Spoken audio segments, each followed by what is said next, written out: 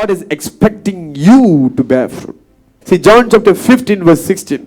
You did not choose me, You did not choose me, but I chose you but I chose you, and appointed you appointed you, that you should go that you should go and bear fruit. and bear fruit. See, he says that you did not choose me. Jesus says that you did not choose me, but I choose you and appointed you. Appointed means, in other words, prepared you.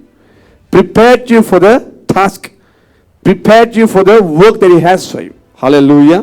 So he appointed you. Just like how you're getting an appointment letter for your new job. That's how. He prepared you. He appointed you for the task that is to bear fruit. Hallelujah. You are appointed by God to bear fruit. In other words, you are appointed by God to be a blessing. Because you are not going to eat your own fruit. Others are going to eat your fruit. It means you are appointed to be a blessing for others. Hallelujah. Hallelujah. And that your fruit shall remain, that whatever you ask the Father in my name, he may give you. Hallelujah. This is the reason we are saved. When God called us, when God saved us, when he made us to be born again, it is not for us to just sit at the same place, but to go and bear fruit. Hallelujah. Hallelujah. That means wherever that God placed us, it is for us to be a blessing for others. You could be a blessing to your own family. You could be a blessing to the kingdom of God. You could be a blessing in your working place. Even if you are working in a place and there God has planted you, it means God wants you to bear fruit in that place. That's what happened in the life of Daniel. God placed him in Babylon, he bear fruit there. People saw his good deeds. The king liked him so much. The same thing with Joseph. God planted him in the house of Potiphar. Potiphar loved him so much, and there was a trouble and a persecution, and then he was placed in the prison. The jail warden liked him so much. And again, when, what happens, that God set him free from the prison, he became the prime minister. Even the Pharaoh loves him so much that he gives all kind of privilege for Joseph. Why? Because Joseph was bearing fruit. Joseph was bearing fruit, his good deeds.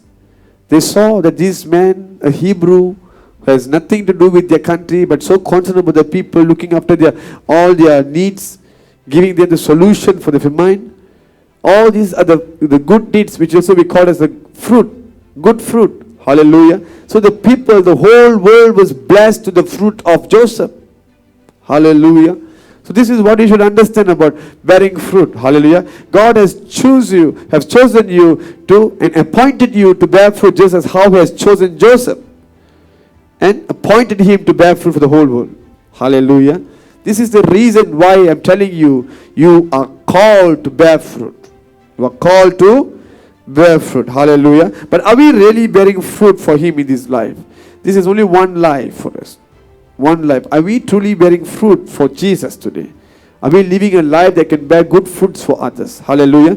Many gets it wrong, thinking that bearing fruit means bringing many souls for God. When I read this John 15:16, I thought bearing fruits means bearing bringing all the souls into the Lord. But as we look deeper and deeper in the scripture, we would clearly understand that it is not about the souls, it is about our good deeds. Hallelujah. Because in other side the word says that what is the good for a man to win the whole world when he forfeit his own soul. Hallelujah. It's not a matter of winning the souls, the world, but it's your own soul. Hallelujah. So how can you save your own soul? Is by your good deeds. By your good deeds. When you bear fruit, you are entitled for the kingdom of God. Hallelujah. See, look at book of Luke chapter 13 verse 6 to 9. He also spoke this parable.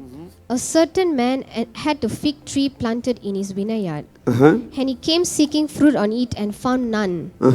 Then he said to the keeper of his vineyard, Look, for 3 years I have come seeking fruit on this fig tree and find none. Find none, okay. Cut it down. Why does it use up the ground? But he answered and said to him, Sir, let it alone this year alone. Also, until I dig around it and fertilize it. And if it bears fruit, well. But if not, after that you can cut it down. Yes. You see, there are 3 characters we can see here. One is the tree, which is ourself. The tree is ourself.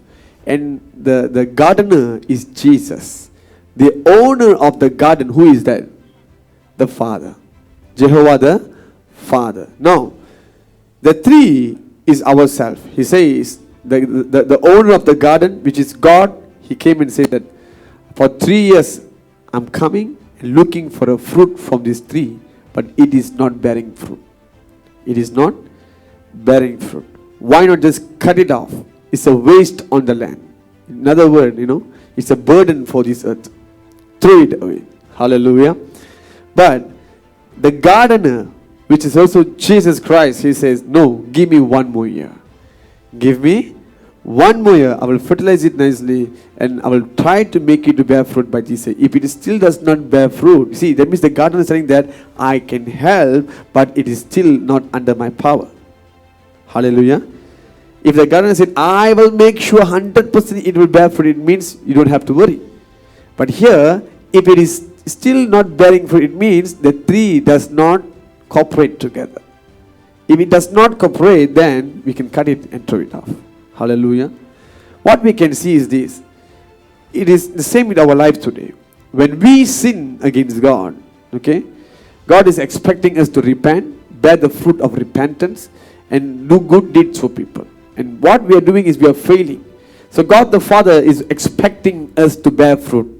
Because that is the purpose you are planted on this earth. Being a tree, you must bear fruit. But if you are not bearing fruit, then you are not a good tree. You are a worthless tree. It is better for you to be cut off. But the Lord Jesus, because of the sacrifice that He has shed for you on the cross, often come before the Lord and plead for you, saying, give me 1 more chance. Give me 1 more chance. 1 more. This year, I will try my best to make sure it bear fruit. But if it is not bearing fruit, then we can cut it off. This is how the Lord is extending the judgment over you. You got my point? You got my point? This is what is happening. He's extending, hoping that you will bear the fruit of repentance. You will bear the good fruits for others. Hallelujah. Now, the word 3 years includes that year will be 4 years. As a Christian, from the time you are saved, and from that, for 3 years, you are good enough to bear fruit. You are good enough to bear fruit. If you are not bearing fruit, it means you are lazy. Okay? The second thing, it means you are not paying attention. And the third thing is that you are not serious about your walk with God. You are not serious. That's the thing. Hallelujah. You are lazy, not paying attention. You are not serious about your walk with God. That's why you could not bear fruit. Why do I say 3 years? The disciples of Jesus, they walked with Jesus for 3.5 years. After 3.5 years, they began to shake the planet with the glory of God. Hallelujah. It is enough. The 3 years itself is maximum. The 3 years itself is maximum for you. But still there is no good things in you. You are not bearing the good fruit for the Lord. But see, God by His grace, by His mercy, pleading, Lord, 1 more year, 1 more year. I'm telling you, from the day you are saved, 3 years, count how many years God has been pleading for you. You must know how many times He has pleaded for you. Hallelujah. Hallelujah. We can never bear fruit unless God abides in us. Hallelujah. Without Jesus, we can never bear fruit. Hallelujah. We need Jesus in order to bear fruit for Him. Hallelujah. Without the Holy Spirit, we can never bear fruit. Hallelujah.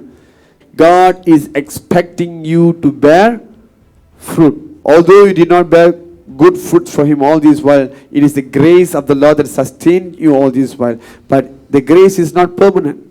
The grace is not permanent. Hallelujah. So before the time expires, it is better for us to work together with the Lord to bear good fruits. Hallelujah.